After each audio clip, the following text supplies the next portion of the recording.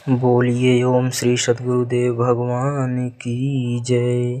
रामनगर में भक्तों के बीच विचरण करते हुए महाराज जी काशी की गलियों से होते हुए रामनगर किले के पीछे गंगा के किनारे पहुंच गए। वहां नोनिया लोगों की बस्ती थी। लोग संपन्न थे। पहले तो उन लोगों ने आपसे एक मंदिर में रहने का प्रस्ताव रखा, किंतु आपकी असहमति देख उन सब ने किले के दीवार से सटकर एक झोपड़ी बना दी। आप उसी में बैठ गए। सबके सब बड़ी श्रद्धा से आपकी सेवा करने लगे। उनके बाल बच्चे भी वहां आने लगे। एक लड़की रात 2 बजे से ही आपके सामने खड़ी हो जाती और 5 बजे तक एक स्थान पर खड़ी एकटक देखती रहती, पुनः गायब हो जाती। 2 दिन बाद आपको आभास हो पाया कि कोई खड़ा है। आपने देखा तो बिटिया थी। आपने उसके घर वालों को पता लगाया, बुलवाया, उन लोगों को उस कन्या के शादी विवाह का परामर्श दिया और आशीर्वाद देकर विदा कर दिया। आप कहा करें हो, भगवत पथ के पथिकों के लिए एकांत में विघ्न ज्यादा है। जो एकांत में भी अपने वैराग्य की रक्षा कर लेता है वह महान है। साधु को अपनी टेक का पक्का होना चाहिए, प्रतिज्ञाबद्ध रहना चाहिए। देखो न, दिगंबर भेष का कौतूहल ही उसे खींच ले आया था।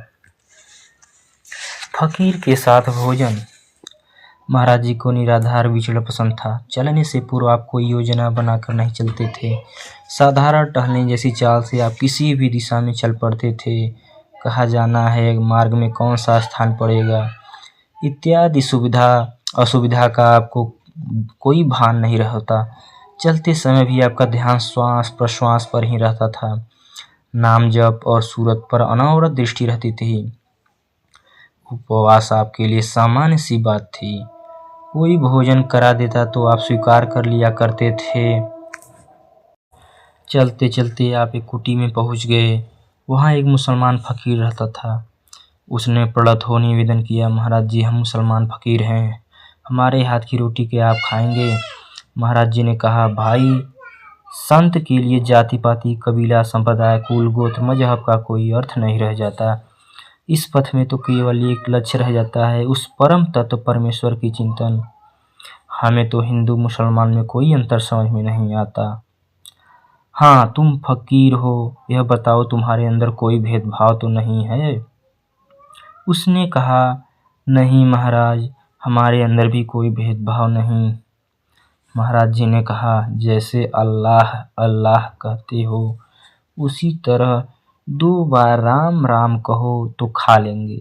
अब उसके मुख से राम नाम तो निकलता ही ना। आपने कहा, जब तुम्हारे अंदर इतना भेद भरा है तो हम कैसे खा लें? जब उसने देख लिया कि नाम का उच्चारण किए बिना आप प्रसाद ग्रहण नहीं करेंगे तो उसने 4 बार राम राम राम राम कहा। आपने उसके हाथ का प्रसाद पाया। भोजनोपरांत महाराज जी ने उससे सत्संग वार्ता की। उसने बताया, भेद तो कुछ भी नहीं है महाराज जी, किंतु कूट कूट कर ऐसा भ्रम भर दिया गया है कि शीघ्र हृदय से निकलता ही नहीं है। इसीलिए राम राम कहने में भी मुझे संकोच हो रहा था। आपने कहा, परमात्मा का चिंतन करते रहो, गुरु महाराज में सूरत लगाए भर रहो, भगवान यह भ्रम स्वयं मिटा देंगे। उस फकीर को योग साधन और चिंतन का उपदेश देकर महाराज जी आगे बढ़ चले। यमुना किनारे माताओं का भजन। एक दिन आप यमुना के किनारे भजन में बैठे थे।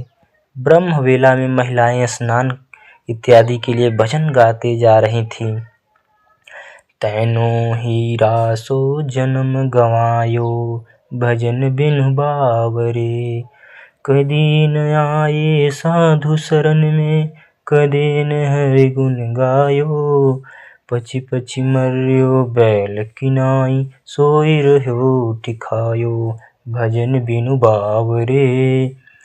सवेरे का समय इतना अच्छा भजन की मन करता था याद हो जाए, परंतु आगे की पंक्तियां वे माताएं न जाने किस भाषा में अथवा किस आरोह अवरोह के साथ गा रही थी कि समझ में ही नहीं आता था। मात्र उपर्युक्त पंक्तियां ही पकड़ में आई, जिन्हें महाराज जी कभी कभी गुनगुनाया करते थे। महाराज जी का कहना था कि कहीं लाख दुर्गुण क्यों न हो, एकाध गुड़ अवश्य होगा। साधक बस उसी एक गुड़ को ले लेता है। से मिट्टी जल भर ही तलावा, जिमि सद्गुण सज्जन पहियावा। साधकों ने तो कुत्ते में भी सद्गुरुओं का एक गुण देखा। कुत्ते में अनेक अवगुण होते हैं, फिर भी उसमें यह गुण तो है ही कि किसी ने डंडा उठाया तो भाग गया, पुचकारा तो चला आया। अवधूत को इसी प्रकार मान अपमान से रहित संतोषी होना चाहिए। श्री परमहंस जी भी साधना में सहायक गुणों पर सतर्क दृष्टि रखते थे। अतः हर साधक को सतर्कता बनाए रखनी चाहिए। विरह, वैराग्य और चेतावनी से भरपूर उक्त भजन को महाराज जी ने अपनी स्मृति पटल पर सजो लिया। आगरा नगर विचरण पथ पर आप विचरण करते हुए आगरा पहुँचे। संपूर्ण दिन यमुना नदी के किनारे इधर उधर घूमते रहे। संध्या वेला में आप गल्ला मंडी में घूमते हुए पहुँच गए। सेठ साहूकार अपनी अपनी दुकानें बंद कर रहे थे। आपको वहाँ जहाँ कहीं भी अनाज के 2-4 कण बिखरे हुए दिखाई देते थे, उन्हें चुन चुन कर चबाया करते थे। आपको ऐसा करते हुए देखकर धनी मानी सेठ साहूकारों में उत्कंठा जागृत हुई। वे परस्पर वार्तालाप भी करने लगे, परंतु आपसे बोलने का साहस उन्हें नहीं हुआ। दूसरे दिन भी आपका यही क्रम देखकर उन संपन्न सेठों ने एक मुट्ठी चना आपकी तरफ फेंकना प्रारंभ कर दिया। आपने उन चनों को नहीं उठाया। आप उठे और यमुना किनारे चल गए। आपको अनिच्छा से यह कर्म करते हुए देखकर क्रमशः सभी लोग आपके व्यक्तित्व की ओर आकर्षित होने लगे। यहाँ तक कि महाराज जी को रोककर वे लोग अनवरत सेवा में लग गए। उनके यहाँ आवास काल में श्रद्धालुओं का तांता लगा रहता था। कोई उन्हें वस्त्राभूषण भेंट करता तो कोई उन्हें सेवा द्वारा संतुष्ट करना चाहता था, परंतु आप सबको संतुष्ट करने के पश्चात भेंट में प्राप्त वस्त्राभूषणों को दर्शनाभिलाषियों के बीच वितरित कर दिया करते थे। उनके भेंट भाव से अलग रहकर आप निस्पृहता पूर्वक इष्ट के ध्यान में निमग्न रहते थे। कंचन कामनी से निवृत्ति।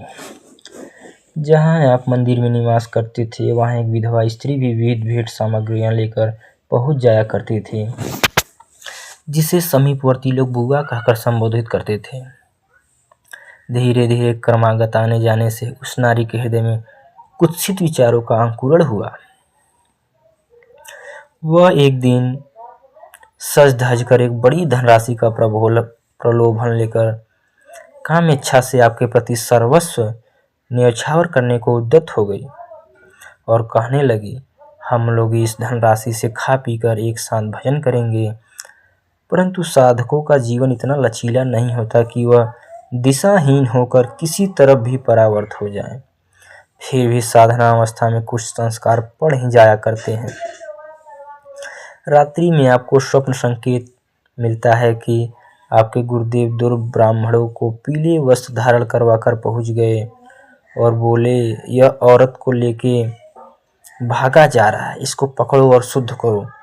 अनुभव में आपको स्नान कराकर मंत्रोच्चारण के साथ पवित्र किया गया। आदेश मिला, शीघ्र इस स्थान का परित्याग कर दो, इसी में तुम्हारा कल्याण निहित है। जो ही महाराज जी की आंख खुली तो वे तुरंत उठे और वहां से चल दिए। इसी प्रकार स्थान स्थान पर होने वाले प्रबल माइक आक्रमणों से आपको इष्टदेव बचाते गए।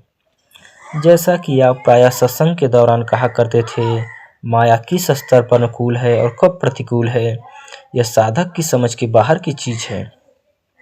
भगवान अथवा गुरुदेव ही प्रेरक का स्थान ग्रहण करते हैं, तब वह बच पाता है। भगवान सर्वत्र हैं और माया भी सर्वत्र है, किंतु क्रिया रूप से हृदय में स्थान पा लेने से सद्गुरु ही सर्वत्र मिलते हैं।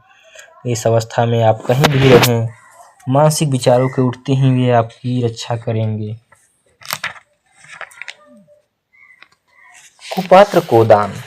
एक दिन आप यमुना तट पर भ्रमण कर रहे थे। रास्ते में 5 रुपए का एक नोट गिरा था। जो ही आपकी दृष्टि उस पर पड़ी, आदेश मिला, इसे ले लो। आप सोचने लगे कि इसे लेकर करूँगा क्या, किंतु आदेश मिलता रहा। तो आपने उस रुपए को उठा लिया और मंदिर पर चले आए। आपको इससे आदेश मिला कि यह रुपया राधे लाल दयाल को दे दो, उसने तुम्हारी बड़ी सेवा की है। आज वह विपन्न है, राधेलाल जी व्यापार में दलाली का कार्य करते थे। उन्होंने बहुत धन कमाया था। बाजार में उनकी बड़ी साख थी। वह स्वभाव के बहुत सरल थे, किंतु जुआ खेलने का व्यसन था। सट्टे में गुब्बा और न जाने क्या क्या लगाते थे। उस जमाने में उन पर 80,000 रुपये का कर्ज था। आपने उनसे कहा, राधेलाल देख, ताखे में 5 रुपया रखा हूँ, तू ले ले। यह सुनते ही राधेलाल उदास हो गए। वह कहने लगे, अरे गुरुजी महाराज, आपकी कृपा ही पर्याप्त है। आपने मेरे लिए पैसा क्यों छू दिया। बहुत आग्रह पर उन्होंने वह रुपया नहीं उठाया। वह ठहरे पहले के धनी आदमी। कितना भी वह टूट गए थे तो क्या हुआ, संध का पैसा लेने की मनोवृत्ति ही न बना सके। महाराज जी सोचने लगे, भगवान ने कहा है कि इसे दे दो और यह लेता ही नहीं है, क्या किया जाए। उसके जाने के पश्चात उसका एक छोटा सा लड़का आया। आपने उससे कहा, ताखे से फूल निकाल कर फेंक दो। वह फूल निकालने लगा तो बोला, महाराज जी इसमें तो 5 रुपया भी है। आपने कहा, अच्छा तो तू 5 रुपया पा गया, ठीक है ले जा और कुछ खा पी ले। लड़का तो लड़का, वह रुपया लेकर चला गया। महाराज जी आगरा से चलते समय राधेलाल से बोले, देख तू कर्ज कर्ज बहुत चिल्लाता है, अब हम तो जा रहे हैं, किंतु तुझे धन मिले तो कुछ दान पुण्य कर लेना और मेरा भी स्मरण करते रहना। कालांतर में जब महाराज जी अनसुईया में स्थायी रूप से रहने लगे थे, तब पता लगाते लगाते राधे दलाल भी वहां पहुंच गए। वह कहने लगे, महाराज जी आपके जाने के 2 दिन बाद ही मैंने 3 लाख रुपए कमाए, कर्ज भी पट गया, दान पुण्य भी किया। आगरा में जितने भी गरीब मेहतर और डोम थे उनको सबको और छछक कर शराब पिलाई, ऊपर से उन्हें पैसा भी बांटा। महाराज जी बिगड़े, क्यों रे, दान तो सुपात्र को दिया जाता है, दान में शराब पिलाई जाती है क्या। तुम्हारे देने से उनके पास पैसा टिकेगा, बोल टिका। उन्होंने बताया, नहीं महाराज जी, लोग दूसरे दिन उस पैसे की शराब छान फूंक कर मस्त हो गए, लेकिन मैं कठिनाइयों से फिर घिर गया हूँ और तभी से आपकी खोज में हूँ। महाराज जी बोले, हूँ बेटा, कुपात्र को दान देने से ताता नष्ट हो जाता है। अब जुआ बंद करके भजन कर, तभी तेरी कठिनाइयाँ दूर होंगी। इस प्रकार आश्वासन देकर महाराज जी ने उन्हें विदा कर दिया। पूज्य महाराज जी प्रायः कहा करते थे, हो जिस दिन से आप छोटा सा भी दान करते हैं, उस दिन से संसार को किसी न किसी मात्रा में त्यागते हैं। दान मुक्ति की ओर ले चलता है और दान कई प्रकार के होते हैं, जैसे स्वास्थ्य दान, विद्या दान, अन्न दान इत्यादि। अन्न सबका जीवन है, किंतु आयु पूरी होने पर अन्न रहते हुए भी काम नहीं देता। अंत में विद्या भी काम नहीं आती। इन सबसे श्रेष्ठ दान अभय दान है। परमात्मा में ही अभय है, उसमें प्रवेश दिला देना सद्गुरुओं का दान है। हो संसार में सब दाने ही बने हैं, हाथी स्वान लेवा देई। 10 रुपया चढ़ाते हैं तो बदले में हाथी मांगते हैं। असली दानी तो मैं हूँ, जो मोक्ष देता हूँ और बदले में कुछ भी नहीं लेता। सोई मही मंडित पंडित दाता। एक और संत दानी है और दूसरी ओर भगवान महादानी। मांग हूँ बर जोई भव मन, महादानी अनुमान। हेतु रहित जग जुग उपकारी, तुम तुम्हार सेवक सुरारी। अहेतु की कृपा करने वाले इस संसार में या तो भगवान है या भगवान के अनन्य सेवक, वही मौलिक दाता है। इस सर्वोत्कृष्ट दान को पाने के लिए साधक को भी एक दान देना होता है, वह है मन का दान, विचारों का दान, इष्ट के प्रति मन क्रम वचन से समर्पण। शीश काटि चरणन धरे, तब बैठे घर माही।